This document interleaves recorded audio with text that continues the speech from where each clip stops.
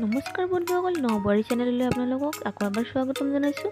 আজি মই আপোনালোকক দেখাম বেলক কিদৰে খাবৰ বাবে তৈয়াৰ কৰিব পাৰি বা উলিয়াব পাৰি, ফটাব পাৰি। আহকচোন ভিডিঅ'টো আৰম্ভ কৰোঁ। তো ভিডিঅ'টো শেষলৈকে চাব।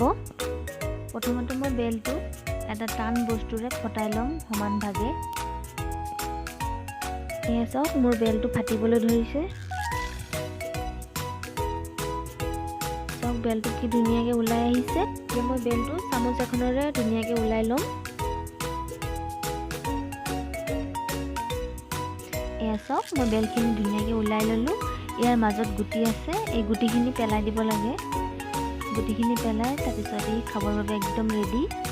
দেখিলেনে মই কিদৰে বেলটো উলিয়ালোঁ। ভিডিঅ'টো যদি ভাল লাগিলে তেনেহ'লে লাইক কৰি দিব আৰু মোৰ চেনেলটো ছাবস্ক্ৰাইব কৰিবলৈ নাপাহৰিব। ভিডিঅ'টো চোৱাৰ বাবে ধন্যবাদ।